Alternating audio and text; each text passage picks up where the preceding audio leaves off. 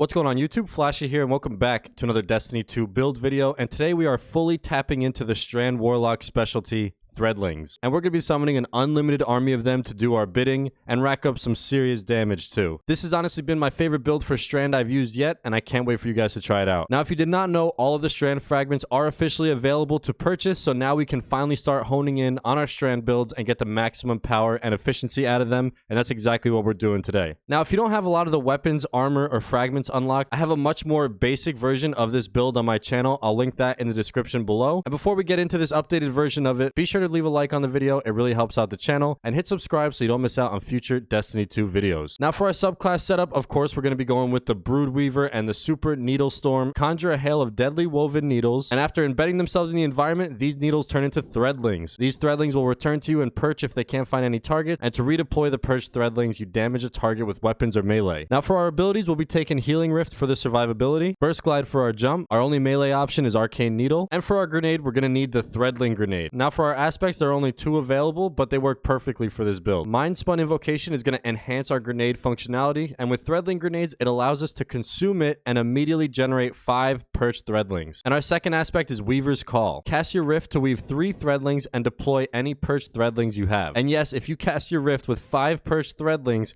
plus the 3 from the Rift, you end up summoning and deploying 8 threadlings to start attacking. It is honestly so satisfying to see, and it clears out any enemies in front of you. Next up for our fragments, and the first fragment we want is going to be Thread of Generation. Dealing damage grants grenade energy. Very straightforward, but very good in this build. We keep getting our grenade back, we can keep consuming it, and constantly having 5 perched threadlings ready to go. Next fragment, Thread of Isolation. Landing rapid precision hits emits a severing burst from the target, and severing is essentially just a big debuff. Anything hit by it is going to deal less damage. Thread of Rebirth is our next fragment. Strand weapon final blows have a chance to create a threadling, so there's another way to get more of our army even bigger. And finally, my favorite fragment, Thread of Evolution. Threadlings travel farther and deal additional damage. So with our subclass set, it's time to move over into our armor and mods. And first up, our exotic armor piece is going to be the brand new legs, Swarmers. Destroying a tangle spawns a threadling. Your threadlings unravel targets they damage. Just a massive buff there to our threadlings, and honestly, we're going to be able to make so many more threadlings because every tangle we destroy spawns 2 of them. Now for the mods, I would always recommend in the first slot you grab a resilience mod for all of your armor pieces. For our helmet, you want to grab a siphon which creates orbs. For this loadout, I use solar and strand dual siphon, and I'll get into why when we go over the weapons in a bit. Gauntlet mods, you'll want to take grenade kickstart. When your grenade energy is fully expended, you gain grenade energy, and we can stack 2 of these for even more regeneration. When it comes to the chest armor mods, honestly, these are really up to you. I like to use strand unflinching just because flinch drives me absolutely insane in this game, but honestly, any of these damage reduction or any of these mods work just fine. And on our legs, the mods I like to run for this build are Orbs of Restoration. Picking up an Orb of Power grants a small amount of energy to your ability with the least energy. Strand Weapon Surge. Your strand weapons gain a small bonus to damage while you have an armor charge. And Innervation reduces grenade cooldown each time you pick up an Orb of Power. Orbs are literally everywhere in Lightfall, and we need our abilities back constantly to maximize damage, so these mods all work really nicely in unison with each other. And finally, on the Warlock Bond, the mod you're going to want to run is 2 stacks of Utility Kickstart. When your class ability energy is fully expended, you gain class ability energy. Our Rift is super important in this build. It's how we're going to be able to launch all 8 of those threadlings at once. It's also going to be healing us. It's going to be keeping us alive. So we want to be able to get our Rift and our grenade back as much as possible in this build. And with both of our kickstart mods, we're going to be able to get both of those back nice and quickly. And now the weapon that brings all of this strand insanity together, the Quicksilver Storm, more importantly with the catalyst. This catalyst turns the Quicksilver into a strand weapon,